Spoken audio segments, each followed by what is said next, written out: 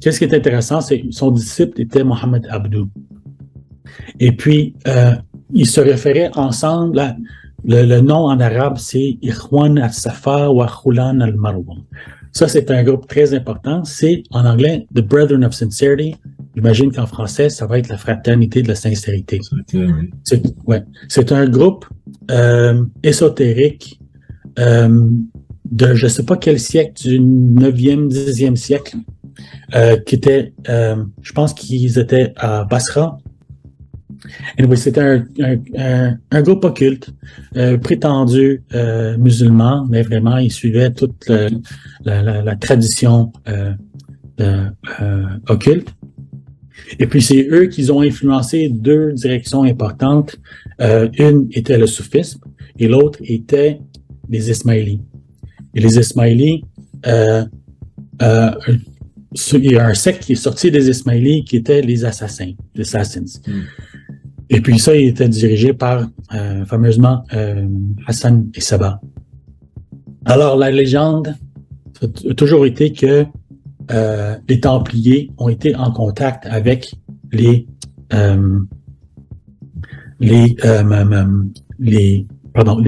assassins.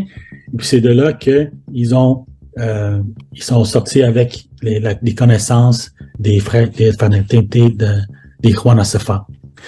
Il y a un autre élément qui est important, ça c'est les Sabaïens, les Sabians. Ça aussi, c'est le groupe occulte qui a donné naissance à toute cette tradition-là. Alors, les Ikhwan al-Safa étaient influencés par les Sabaïens. Sabaïens, qu'est-ce qui est arrivé? C'est quand l'académie platonique à Rome a été, disons, éliminée à la fin vers la fin de l'Empire romain. Ils sont allés dans plusieurs places, mais une place où ils sont allés, c'est à Harran, en Turquie. Et c'est là, ils se sont joints avec ce culte luciférien des Sabiens. Sabiens, je sais pas, c'est Sabiens en anglais. Pardon? Sabiens, merci. Bien, oui. Alors, c'est vraiment le culte qui a préservé la tradition occulte. Parce que la tradition occulte, effectivement, elle a comme fini son trajet avec l'Empire romain, puis elle a continué avec les Sabaïens. Et puis, c'est eux qui ont apporté toute l'alchimie, l'astrologie, l'hermétisme, tout ce culte-là, puis c'est eux qui l'ont introduit à l'Empire ou la civilisation islamique. C'est eux qui étaient employés surtout comme pour la traduction des textes des Grecs. Et c'est comme ça que ces textes-là ont été premièrement traduits en arabe, puis après ça, ils ont été découverts par les Européens. Qu'est-ce qui est important aussi, c'est que l'influence sabaïenne a contribué à un livre qui s'appelait le Picatrix, un livre très important qui a vraiment contribué à l'art de la Renaissance. C'est pour moi qui dis ça, c'est Jean Seznec qui a écrit un livre, il a dû être traduit en anglais, je pense que c'est Survival of the Pagan Gods, c'est le titre en anglais, un savoir français.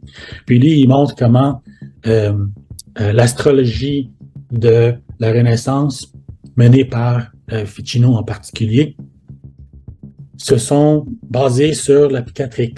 Picatrix, ça décrivait toutes sortes de talismans, et puis souvent, l'art de la Renaissance a copié ou ils ont créé leur version de ces talismans-là.